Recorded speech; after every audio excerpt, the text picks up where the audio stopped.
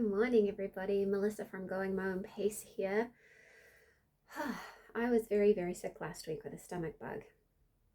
So I'm not quite myself. I'm very fatigued and in quite a lot of pain. But this video needs to be filmed.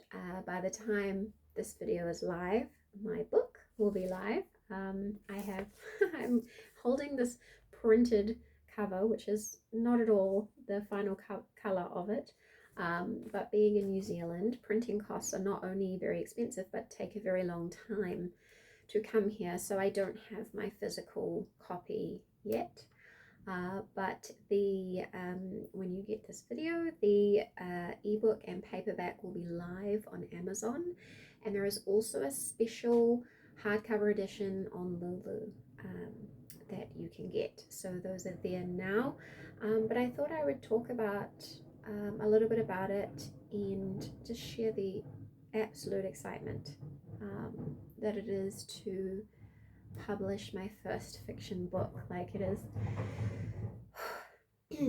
but emotional about it. I have been wanting to publish a fiction book since I was young. I remember writing stories as a young teenager, and I thought I wouldn't be able to do it.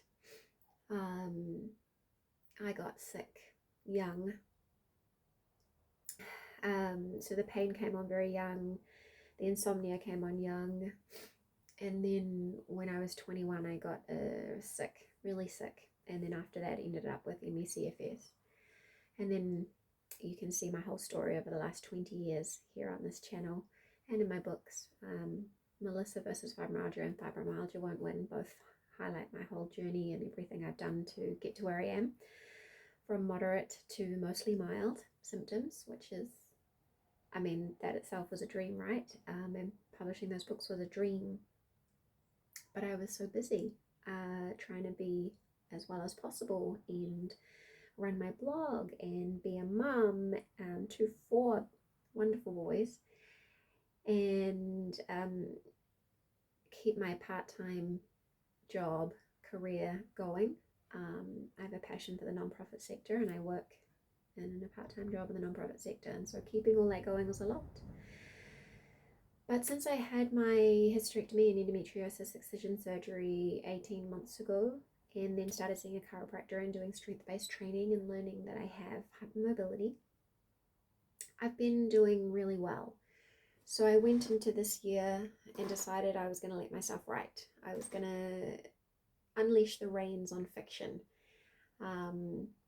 because I have a lot of ideas. I have a lot of manuscripts in varying lengths. I get captured by an idea periodically and I have to write it down. A couple of times I've written out like 11,000 words from these ideas, and then they just sit there because I don't have the ability to do anything with it. And I had this story for a long time for a character with fibromyalgia, because I've read 2 books about characters with fibromyalgia, and one I didn't like the angle and the focus of it, and the other one I adored completely. But it was a lit, like, the fibromyalgia was not central to the plot, and it was more smutty than I write. So, you know, that makes it a little less accessible. And so I wrote this story, Mindfully Yours, Ella. So when I allowed myself permission to write this year, I had a fair idea of what I wanted to write. I had, in my head, I can clearly see the house and the characters and their friend group. It's all in my head. So my first draft came out almost like a screenplay, where I was just having them talk, and I was very clear in my mind of what I wanted. It is a contemporary romance, and the main plot is their relationship, but they both have their own strong character arcs. And for her, the important thing is how tied up our health and our self-worth end up. When you live with chronic symptoms and gaslighting, you have this sense, and you are told implicitly and explicitly, that you are a burden and that you're too much work and you're a drain on a relationship. And I wanted to explore, what if she resolutely held that false belief And he was like, no, I'm not going to have it. So I made a love story, and I love them. And I'm so excited to share the story. So the story came out very quickly. And then I thought, I don't know what to do now once it was complete. So I had a friend, a dear friend, read it for me as like a beta reader. And she said she liked it. She had some good feedback to help me fit it in because, as I said, my first draft came out like a screenplay, just lots of words, like them speaking. And then I went back and filled in what I wanted with my character arcs and filled in the detail of what I could see in my head, but obviously wasn't in the manuscript.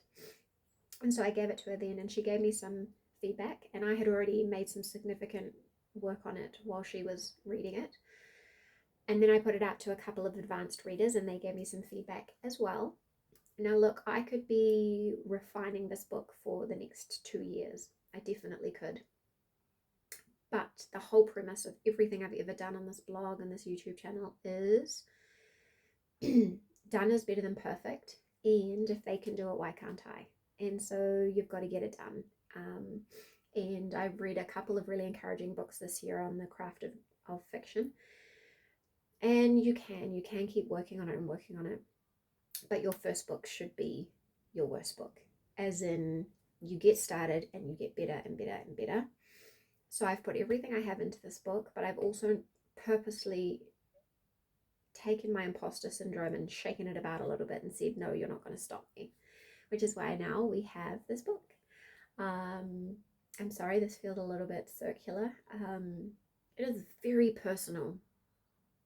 So this character has chronic illness, and it is not autobiographical. There are some shared characteristics, obviously. But we all know what it is to have our self-esteem take a hit, have our self-worth take a hit from our illness. And the whole idea of dating with a chronic illness is a thing. Like I muffled my way through it. I have no idea how I got through it. And I'm not going to sit here and tell you it's perfect and that my husband understands my health at all. I have to advocate for myself every day. In every way, in every part of my life, including to people who know me very well, because it's an invisible illness. They cannot see it.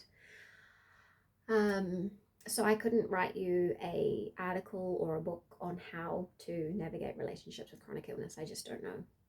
I'm not on my way through. But I got to explore some really fun themes and some really hard themes. So it was a bit therapeutic to that end. But I wanted her to have a fun friend group. I wanted him to be hot. So he is hot. I mean, it's my cup of tea, but not everyone's cup of tea. But he is a good hero. I've kept it fade to black. So in romance talk, the level of spice, I don't really like to call something clean or dirty because that's giving the wrong connotations to the words. So this is sweet. It is, there's definitely intimacy and sensuality, but the actual acts are fade to black. So you don't see anything, but you can see their relationship and their love and their respect. And that's important to me. So yeah, so this book is out. It's funny recording a video a few days before you get the video because I've got a couple more days before the pre-order finishes, and then it's live. I just honestly cannot wait. I just sent, yesterday when I was feeling a little bit better, I sent a copy to the people my first pre-orders who bought it through me on my site, and I just, I was just grinning the whole time. I was like, I can't believe you bought my words. Thank you so much. And thank you for being here. Thank you for following this journey. And even if contemporary romance isn't your thing, even if you're not interested in a sweet, feel-good novel, I'm so glad that you're here, that you've watched these videos, that you're doing this journey with me, because it's so bizarre to be holding the worst of my life and the best of my life in the two hands, right? Like, the hardest thing of my life is living with these conditions, and the best thing of my life is achieving my dreams anyway. one step at a time. But now I'm going to go be more careful with myself because I did overdo it. I burned myself getting this done.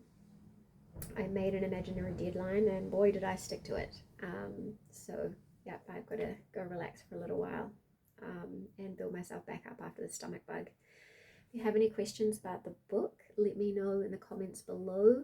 If you read it, please let me know what you think. Reviews are really important, so I would really appreciate it if you could leave a review with the retailer you buy it from and on Goodreads. And then tag me. Like, take a picture. Like, if you get my book, and then you could tag me on Instagram at Melissa N. Reynolds. That would be super fun. That would make me feel very authorly. But anyway, thank you so much, and I'm super excited, and I'll talk to you again soon.